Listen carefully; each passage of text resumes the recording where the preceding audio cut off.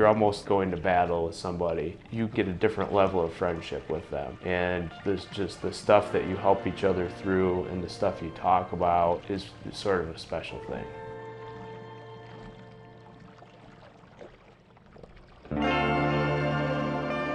If you can get through life doing things that is a net good, I think that's worth something.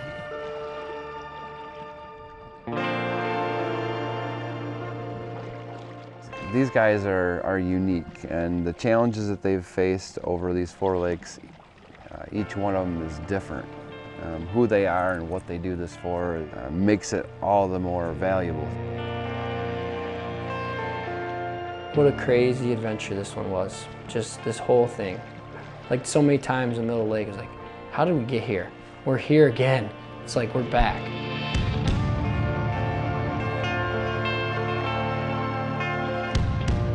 Centuries ago, the Erie people called these waters the Long Tail.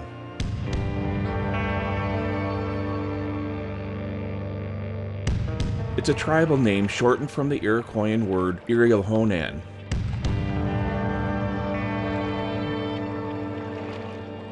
Bordered by 4 states and 2 countries, it's drinking water to millions. But it's also one of the most polluted Great Lakes.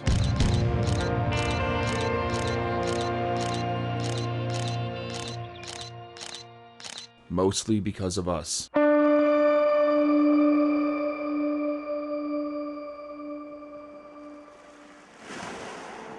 Think of it as a death by 1,000 cut scenario. Raw sewage and industrial waste caused the Cuyahoga River, that spills into Lake Erie, to actually catch fire in 1969. And though there's been huge strides in the raw sewage and industrial waste being dumped into Erie, the invasion of zebra mussels and agricultural runoff are still a huge problem. So the algal blooms tend to form every summer, and we've got sort of a perfect storm of events in Lake Erie. It's a shallow lake that warms up quite a bit.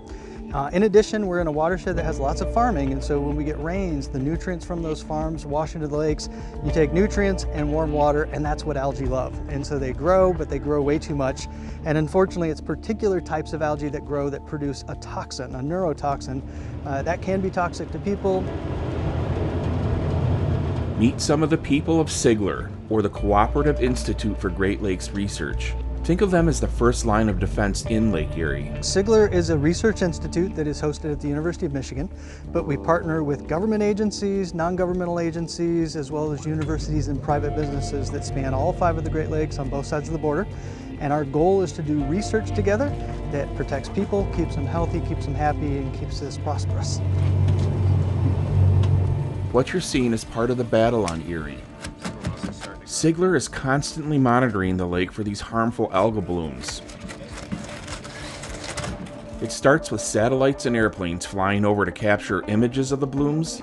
Then these buoys are put to work. What the buoys do is measure the nutrients, and they provide a ground truth so that those satellite and remote sensing measurements that cover the whole lake can be calibrated. Algae, turbidity, conductivity and temperature, dissolved oxygen. And some of the products from that are forecasts of where these harmful algal blooms will grow.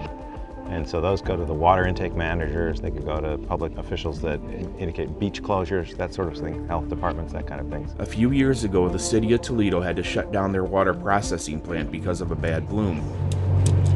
That's why they try to attack the problem with as much science as possible. Check out this AUV from the Monterey Bay Aquarium Research Institute out of California. It isn't tied down like a buoy. It can travel the lake at the depth they set, and then can stay underwater for up to 3 weeks. And it's able to take in water samples and also do processing on board.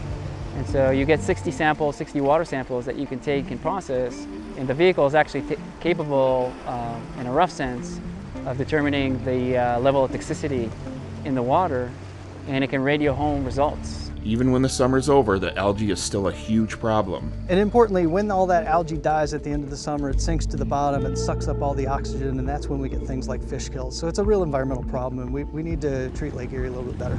I'd say we go another half mile. That's where these 3 guys come in. Quinn Morris, Jeff Guy, and Joe Lorenz from Stand Up for Great Lakes were at it again, raising money and awareness for the issues that plague the Great Lakes by stand-up paddleboarding across them. They've already done Lakes Michigan, Huron, and Superior, And this year, it's Lake Erie. And the nonprofit they're standing up for is the Cooperative Institute for Great Lakes Research and the vital work they do. The reason we're doing these paddles is to try to make people aware of what a great, amazing resource we have in the Great Lakes. And by doing these paddles, we want to show people what it's like to be out in the middle of them. And we also want to show them some of the problems. And our hope is we can make a difference. Spreading that word is something CIGLR welcomed with open arms. We were thrilled. We were mostly thrilled that we could bring some public awareness to Lake Erie and some of the environmental problems that we face in Lake Erie. It's a spectacular resource. If you've ever had the chance to drive around the shores of Lake Erie, absolutely beautiful lake, but we mistreat her sometimes, and we just thought this was a really positive way for us to bring some attention to how valuable this lake is for us. This crossing, very different than Michigan Huron or Superior. Their fourth paddle across the fourth biggest Great Lake, and Erie wasn't going to make it easy on the guys. The long tail challenged them in ways they haven't been challenged before, but it also provided beauty that no one on that trip will ever forget.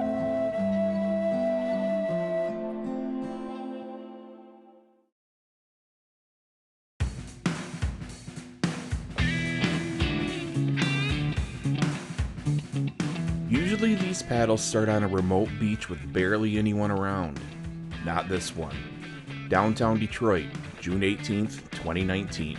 They headed to their launch site on Belle Isle. Nothing remote about starting a paddle in proximity to a metropolitan area populated by two countries. It was definitely a unique opportunity to start right in between two fantastic guardians of the water, in my opinion, the United States and Canada, who both have a vested interest in the Great Lakes, and here we were to start this cool adventure across Lake Erie. Morning. Good morning. Belle Isle proved to be the first challenge, as the guys arrived to a media circus of sorts. There were 5 television stations waiting for them. The second we got out of our trucks, there was a bunch of media there, a bunch of people. Everybody wanted a piece. I mean, that's the whole point, right? We do something crazy to raise awareness and attention. So, you know, us dealing with the media at the beginning is the most important thing, to spread our word across the country, across the world, and raise funds for an organization working hard. With all the interviews over, the river was waiting. Let's do it.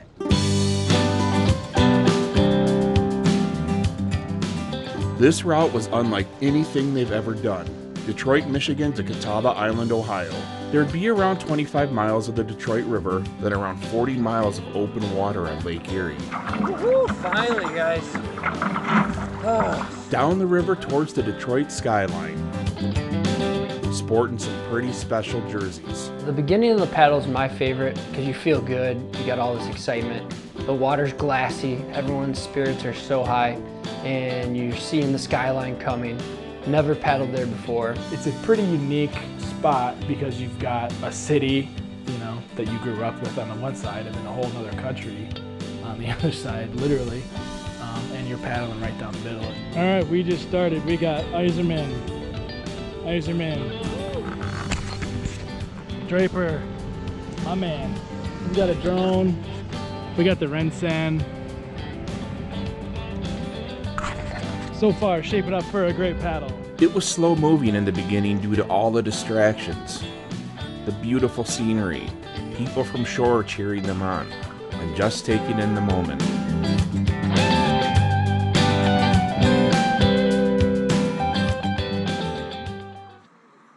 Then it was time to say goodbye to an old friend. Ready? 3, 2, 1. Woohoo! They're tearing it down, and I had a lot of fond memories of the Joe, and used to go to probably 2 or 3 games every year. And we're going by it, and the cranes are in the process of knocking it down. It just meant a lot to us to kind of give it one last salute, because we probably won't see it again standing. Just past the Ambassador Bridge, our EMT had set up a little surprise for the guys from the Detroit Fire Department. While all this was happening, something important wasn't. Any other friends we gotta stop and see along the way? It's all business from here on out, right, boys? We got started, and the first part is the euphoric part of the paddle, where it's fun. It's, you know, you're in a beautiful place, and it's a lot of enjoyment and taking the scenery in. And that was the first part of our event, coming down the river. The problem with that part of the event, from the perspective of what they end up having to do down the line, is getting a rhythm and getting set up for what's going to be an endurance activity. Not just the guys' rhythm, the safety boat's rhythm too. On this trip we had two massive safety boats, the 46-foot Censorship and the 52-foot Elizabeth. These boats aren't meant to travel at 2 to 3 miles per hour for 24 hours at a time. This will cause an issue for one of the guys later in the paddle.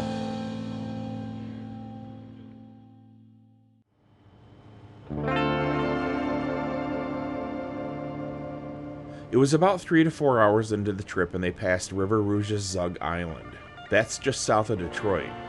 This island helped build America. It was right here where Henry Ford produced the first assembly line cars. The Edmund Fitzgerald was built about a half a mile away from here. But it was also here where a major source of pollution spilled right into Lake Erie. The most polluted land in the country. Right here? This chunk. But they said, like, out of River Rouge, when the Ford plant was going, it would be black from oil, and there's a pickle plant too that would change the river actually orange. Just all that coming out into our watersheds, and it was really harmful for the lake. I think historically Lake Erie was a dumping ground, but we were pleasantly surprised on how blue, clear, not clear, but clean the water was actually, what it actually was. I mean, we got to see how in the last 20, 30 years, how people that care are making an impact. And it still needs help, but we're going in the right direction. And that's part of the point. Let's be honest. The world is always going to need steel, and the world is always going to need industry to make that steel and other products. But every single one of us can always be better when it comes to the environment. The positive about seeing on the shoreline all these smokestacks and the industry doing its thing, but you look in the water and, you know, the water was surprisingly clean. It looked good, so I think it, you know, shows that you can still operate this stuff and, you know, find a way to do it right. We're probably always going to need steel, right? We're going to need this stuff, but how can we work together and make sure just stuff that's toxic doesn't go in the water? That's what we want to do. We're not going the fastest, but it's so hot. At that point, it was getting very hot. Our EMT takes meticulous notes on Quinn, Jeff, and Joe's body language. And I'm just kind of watching what they're drinking, making sure they're drinking right from the beginning of the break to the end of the break. Right now, it looks like heat is going to be our major concern. This is the hottest we've ever had on a paddle. For us in these events early on, trying to get some stability in what's going on in our speed, our pace, and certainly our direction is going to have a lot of play on how things work later on in the trip. With the currents, the river, we weren't as stable as we needed to be, and that caused a little bit of chaos right out of the gate. Here comes Joe! Especially for Joe. He started falling behind. I ended up paddling in the middle of the river. I was paddling pretty hard, about as hard as I was willing to paddle. And everybody else was just like slowly, you know, getting away.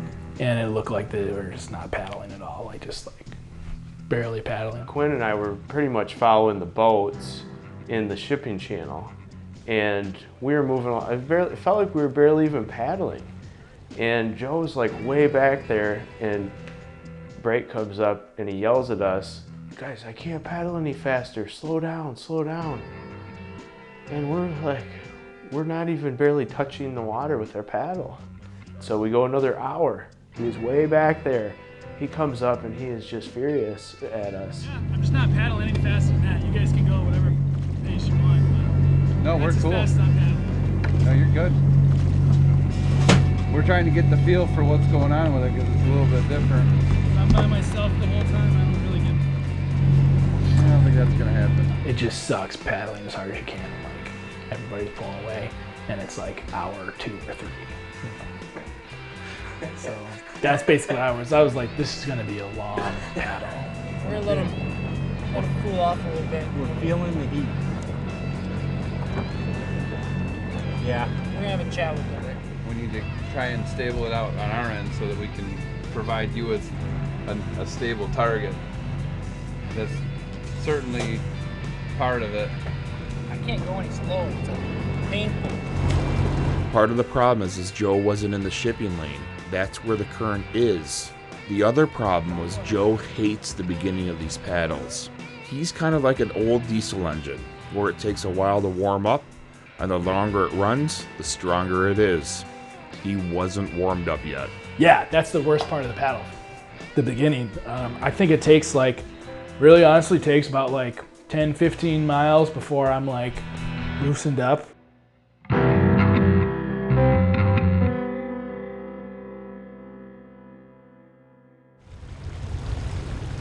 Once he got in the current and got his head right, he was like, all right. And then all of a sudden he's in front of us, booking it, he's way in front of us. And he told me today, he regrets what he said and did, but that's all part of it.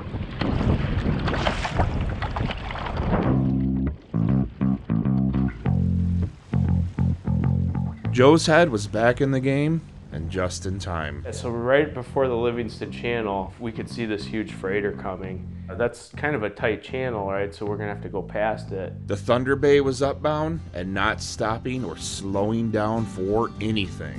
The freighter comes by and it kicks off this monster wave. And Quinn and I looked over, and Julie and Chris were taking the Elizabeth, and they were literally 15, 20 feet from the freighter. And Quinn's like, what in the heck are they doing? Yeah, they blasted up there to try and block some of that wave, which was cool. That was an aggressive move. I wanted a little bit of action, so I went straight for those waves, just ripped through them. That was fun.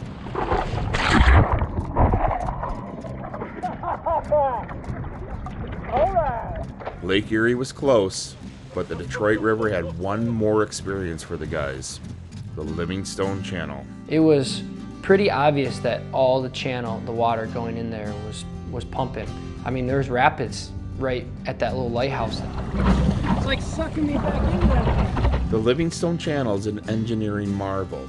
It rivaled the construction of the Panama Canal, being one of the largest dredging operations of its time. The channel opened October 12, 1912, and was an awesome distraction for the guys before hitting open water. Felt like I was on the Disney Jungle Cruise almost, because you have what looks like mangroves on either side of you. You're surrounded by banks on both sides that have a lot of vegetation. And it reminded me of being in Florida, when you're going through those canals and you can't really see much beyond those two sides.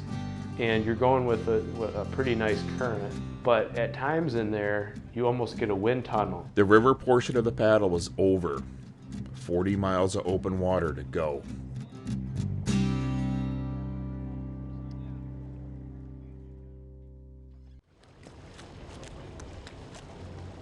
Into Lake Erie, Quinn, Jeff, and Joe go. And quickly, the word of the day was... Headwind. Headwind. Headwind.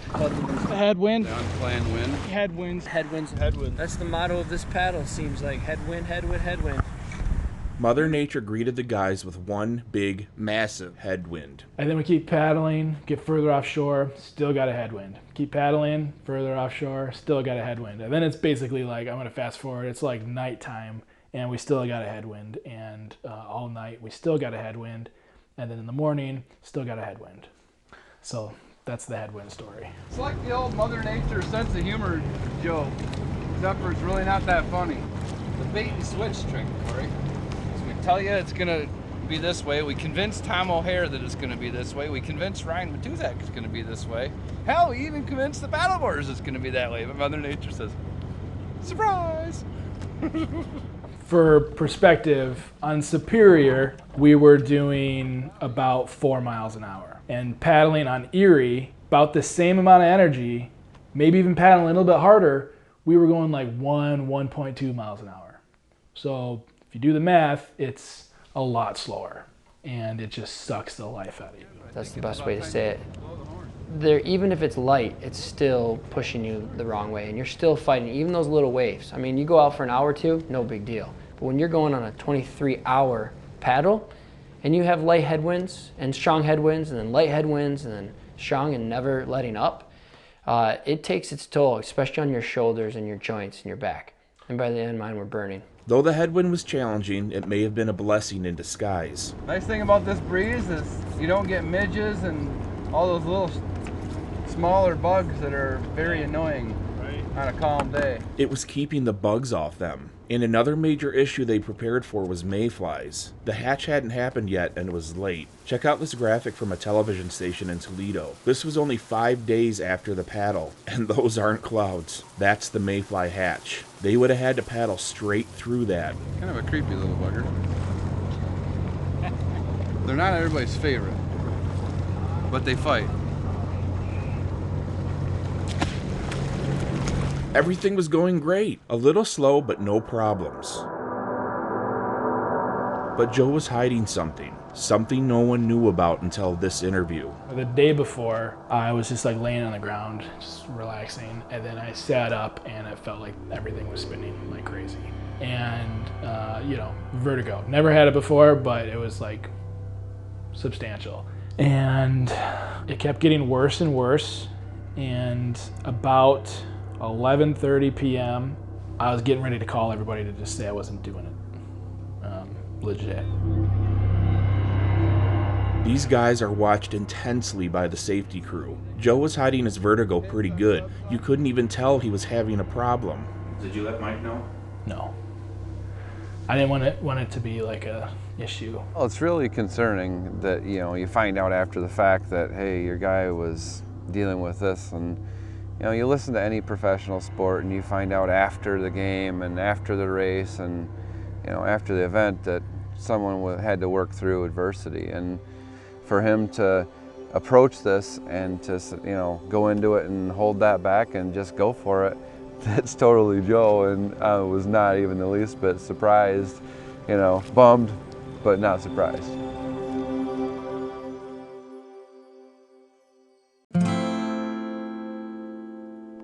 Sunset is happening soon. We got about an hour. We're chilling. It was shaping up to be a beautiful night on Lake Erie. Right before sunset, Jeff had the chance to do something special for somebody he loves. His aunt passed away just prior to the paddle. This is for Aunt Mary Ellen. This is the rose I just dropped in the water to remember her life. We're about halfway between Michigan and Ohio. And here's her beloved Spartans. And here is her coffee cake recipe that is so good that my mom made a piece and sent with me.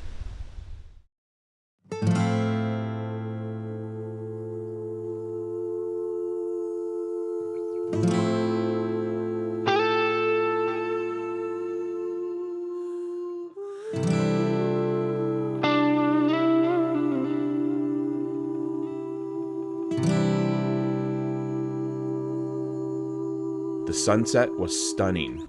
That's what it's all about, protecting this place right here.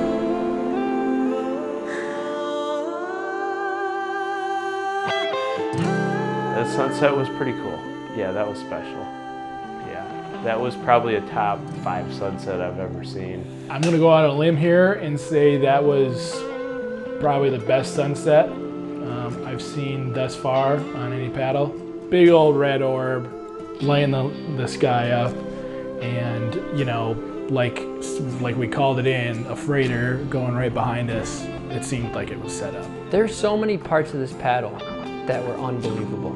You know, the skyline, the industry, the currents, the headwind, but then that sunset.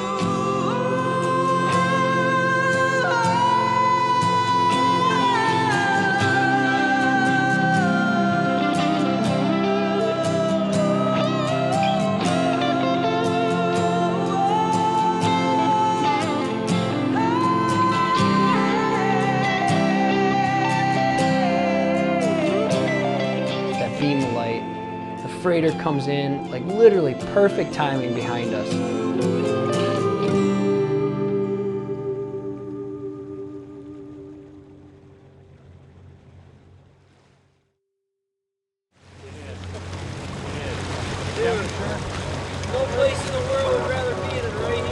We were hoping as the sun went down that it would calm, but obviously it didn't. What an epic paddle today.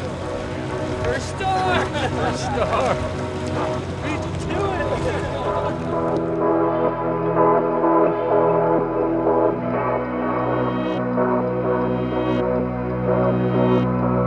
The night came fast and the headwind was like an irritating rash. It never stopped, and that became real apparent during one break. And we were going the slowest we've ever gone because of these headwinds. Usually we average 3 mile an hour, 4 mile an hour sometimes. We were going like 1.8, 1.3, which is like trickling along. It's taking forever. I remember like the second you stop paddling, your board literally turns around instantly and you're going the other way and you don't realize it because you don't have a lot of markers around you, but you're flying in the opposite direction. So you have to make up that ground after a break. And you know, our safety captain Ryan, he was like, you guys realize that you're paddling 1.3 miles an hour and that wind is pushing you back 1.8 miles an hour the other way.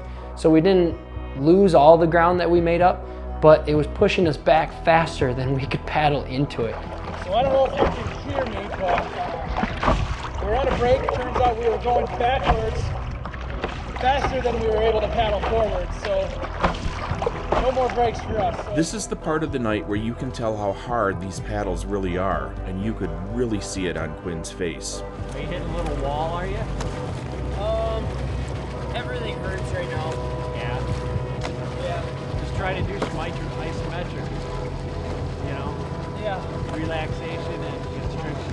This is the worst time for me always. I know. When you paddle, usually you glide for a bit and you paddle and you glide, but those waves you had to keep building that momentum every paddle stroke, which is tough on the shoulders. And my traps and joints, and they were just on fire. No, Lake Erie didn't do Quinn any favors at all. You know, in terms of what was going on out there, of course, they're all tired and they're beat down, but you know, Joe is, the further you get into the game, the tougher he gets.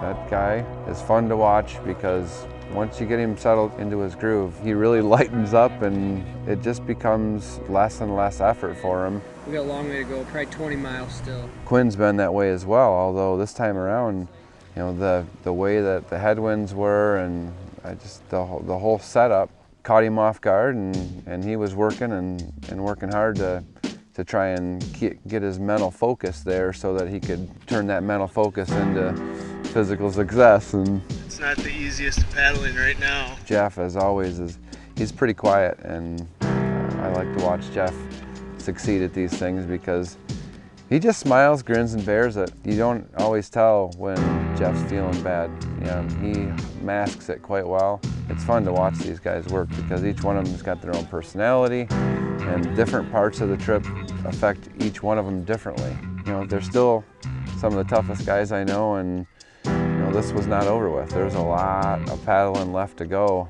from the point where we're drifting backwards, and this is time for us to come up with a new strategy because they're getting tired.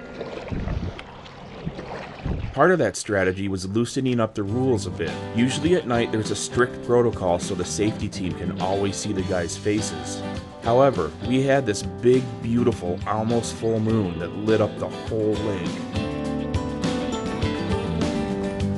A lot of our events have been held in the darkest of nights. No moon, the beautiful skies, stars, just really, really fantastic sight. We had a moon this night, and it was bright. I could see him very clearly. Had no trouble and really wasn't worried about him. And Mike questioned me on it once, and I just told him, I said, you know, I'll stay close and we'll holler and keep him tight, but I'm not gonna push the issue right now because I can see him. Remember the movie It's a Wonderful Life when Jimmy Stewart said, "Do you want the moon? Just say the word and I'll throw a lasso around it and pull it down." Quinn, Jeff, and Joe basically did just that and made some incredible memories. And that was amazing. It was so cool. First time we'd ever have a moon that big on a paddle, and it let us relax a little bit at night. Relax and have some fun. Perfect. Quinn was talking about like getting out there, like paddling away from everything. It's like, dude, get a silhouette shot, get a silhouette shot. And he's out there, and he's like, this is once in a lifetime. And then as soon as he said that, I'm like, yeah, let's do it. And I'm like, paddled up, got up right next to him. It was cool. We were paddling right at the moon, so you could see all the waves. That was neat, and also I think we were, more so Quinn was trying to get some photo shoots out in the moonlight, so that kind of broke up the time because we could make fun of him a little bit. I always give Quinn crap, but you know, he's extremely photogenic, so I mean, if I was that photogenic, I would probably, you know, do the same thing. I'd have my shirt off too, you know.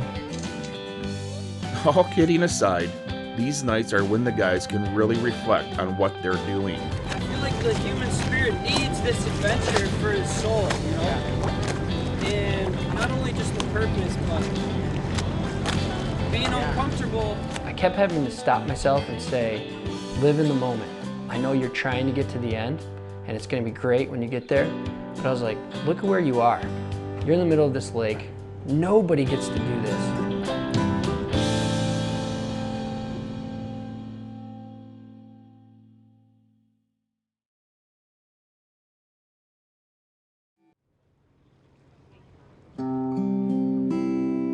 You're with your buddies, you're with a great team, the best EMT, the best captain, the best support group, all together for one purpose. Like, you've got the organization that you're standing up for right there. It made it that much more rich for me. Okay, somehow we made it through the night. Morning has come and we can see land, so all good stuff. I think a couple of us are hitting some walls.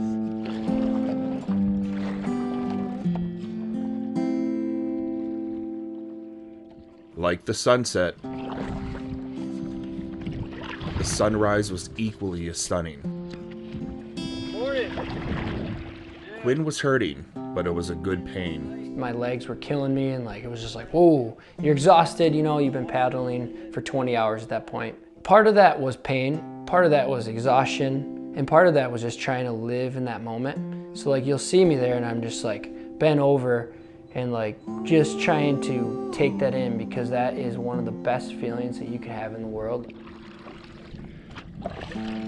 Joe, the old diesel engine, was getting stronger and was able to repay a debt from earlier in the paddle. Listen to the voices. You know, that's the other good point about having all of us doing this together is like early on, Quinn can bring me back into, you know, whatever, get my attitude good or whatever. Of the keepers of the water. And like later on when I feel good and he's starting to slow down, I can do whatever I can to, you know, get his spirits up a little bit. You know, so it's nice being able to lean on each other.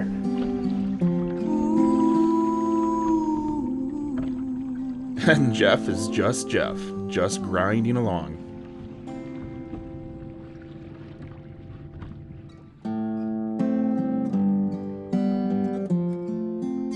Listen to the voices, voices of the keepers of the water. We must change the music of its dance.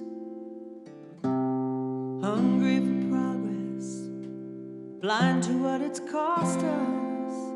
Our future can't be left to chance.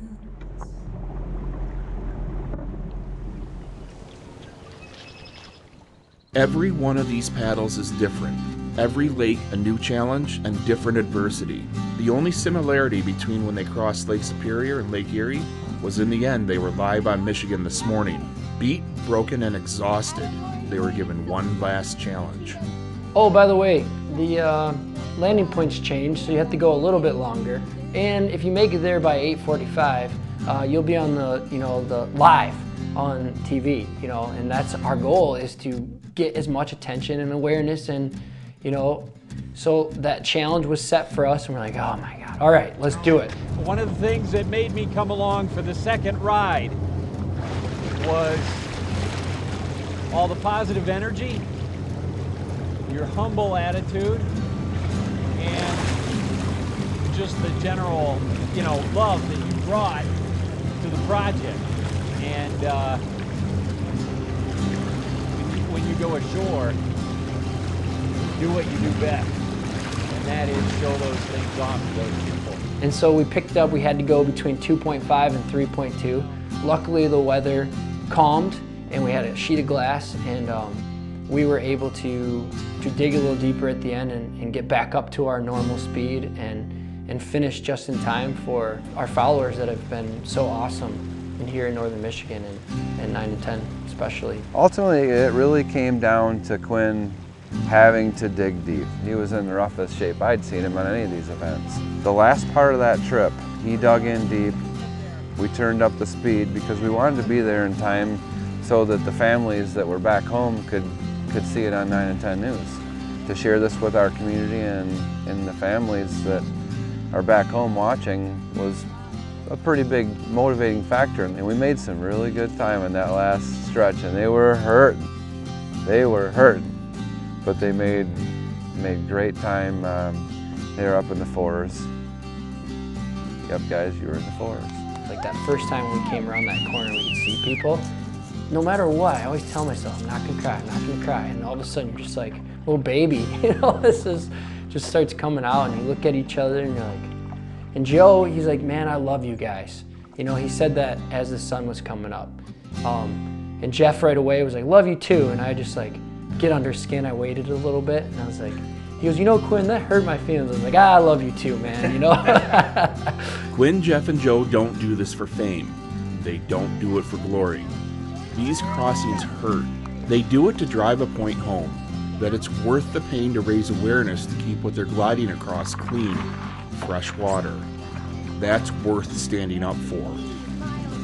When they got to shore, we were there and we could see the looks on their faces. I mean, that headwind for the whole trip had taken its toll, and this was done, and it was a success, but it was not easy. Quinn, Jeff, and Joe paddled 73 miles in 23 and a half hours and ended up raising $17,000 for CIGLR. That was tough. Oh my God.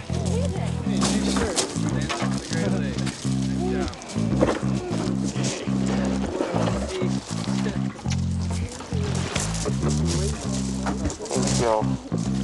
Love you. Hi, brother.